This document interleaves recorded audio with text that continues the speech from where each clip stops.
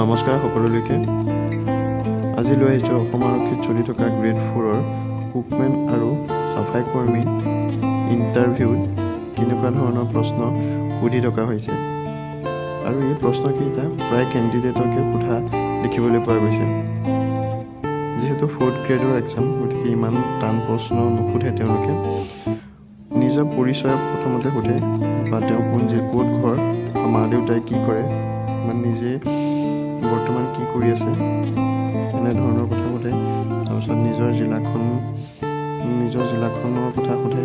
যদি কোনো সেই জিলাখনত বিশিষ্ট ব্যক্তি আছে, সেই বিশিষ্ট ব্যক্তিজনৰ বিষয়ে সোধে, বা যদি কোনো ঐতিহাসিক স্থান আছে, সেই ঐতিহাসিক স্থানৰ বিষয়ে সোধে। যিহেতু ট্ৰেড কুকমেন হয়, যদি আপোনাৰ ট্ৰেডটো কুকমেন হয় বা সেই ট্ৰেডৰ ওপৰত প্ৰশ্ন সোধে, যেনে বিভিন্ন ধৰণৰ শাক পাচলিৰ নাম সোধে, সেই শাক পাচলিবোৰ ৰন্ধাৰ নিয়ম বা বিভিন্ন ধৰণৰ আঞ্জা বনোৱাৰ নিয়ম সেইবোৰ সোধে। 20জন মানুহৰ ভাত বনাবলৈ কিমান চাউলৰ প্ৰয়োজন হ'ব, তেনেধৰণৰ কথা সোধে। বা লাবৰা চব্জি এখন কেনেকৈ বনোৱা হয়। সেইদিনাখন সোধা হৈছিল যে পায়স কেনেকৈ বনোৱা হয়, বা 1 কিলো চাউলত কিমান গাখীৰৰ প্ৰয়োজন হ'ব পায়স বনাবলৈ হ'লে, বা মাছৰ টেঙাৰ জোল কেনেকৈ বনোৱা হয়। ইয়াৰ উপৰিও যদি আপুনি নিজে বিশেষ কিবা স্পেচিয়েল বনাব জানে, সেই বিষয়েও সোধে। এইকেইটা কথাকে কুকমেন ট্ৰেডত প্ৰায়ে সুধি আছে। এই প্ৰশ্নকেইটা প্ৰায় কেণ্ডিডেটৰ ক্ষেত্ৰত এইকেইটাকে সুধি থকা দেখা পোৱা গৈছে। ইয়াৰ পাছত SK চাফাই কৰ্মী। চাফাই কৰ্মীত তেনেকুৱা ধৰণৰে চাফাই কৰ্মীৰ ট্ৰেডটোত চাফাইৰ লগত জড়িত প্ৰশ্ন কিছুমান সোধে। এজনক সুধিছিলে ঝাৰু বনাব জানে নে নাজানে, তেনেধৰণৰ প্ৰশ্ন সুধিছে। বা ভেকুৱাম ক্লিনাৰ কি, বা ভেকুৱাম ক্লিনাৰে কি কৰে বা ক'ত ব্যৱহাৰ কৰে, ডাষ্টবিন ক'ত ব্যৱহাৰ কৰা হয়। এজনক সুধিছিলে জবকা কি কামত ব্যৱহাৰ কৰা হয়। ঠিক তেনেকুৱা ধৰণৰ প্ৰশ্ন সোধে। আৰু তাত বিভিন্ন ধৰণৰ সামগ্ৰী দিয়া থাকে। এতিয়া টয়লেট ব্ৰাছ থাকে, মপ থাকে, ডাষ্ট পান থাকে। এই তিনিটা বস্তু তাত ৰাখি থোৱা হৈছিলে।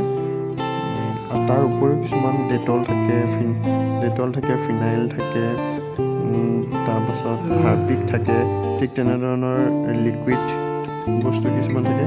সেইবোৰ চাই পেলাই নামটো ক'ব লাগে।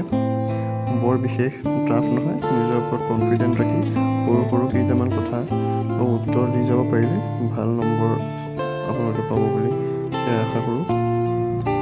মুঠতে ট্ৰেড আপোনাৰ যি হওক, কুকমেন হওক বা চাফাই কৰ্মী হওক, সেই ট্ৰেডটোৰ ওপৰত কেনেকুৱা ধৰণৰ সৰু প্ৰশ্ন হ'ব পাৰে, সেইবোৰ আপোনালোকে চাই যাব। ইয়াত উল্লেখ কৰা বৰ্তমান প্ৰায়কেইটা কথাই বা গোটেইকেইটা প্ৰশ্নই সুধি থকা হৈছে, প্ৰায় কেণ্ডিডেটৰ ক্ষেত্ৰতেই সোধা হৈছে। কুকমেনৰ ক্ষেত্ৰত যিকোনো এটা বস্তু বনাবলৈ হ'লে এই বস্তুৰ পৰিমাণ কিমান লাগিব, বা কিমান মানুহৰ বাবে কিমান বস্তু বনাব লাগিব, সেই বস্তুবোৰ ভালকৈ অকণমান আইডিয়া কৰি ক'ব। ঠিক সেইদৰে চাফাই কৰ্মীটো তেনেধৰণৰে চাফাইৰ লগত জড়িত সা সামগ্ৰীবোৰৰ কথা সোধে, বা ফ্ল'ৰ চাফ চাফাই কৰাৰ বাবে কিছুমান লিকুইড তাত হয়তো ৰাখিব পাৰে। সেইবোৰ আপোনালোকে ভালদৰে চাই উত্তৰ দিব।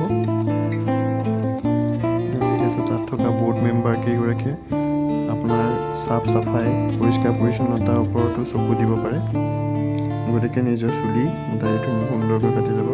আপোনালোকৰ সুবিধাৰ্থে ক্লিনিং টুলছবোৰ দিছোঁ, আপোনালোকে চাই ল'ব পাৰিব। ইয়াৰ উপৰিও এইকেইটা প্ৰশ্ন আপোনালোকে চাই যাব।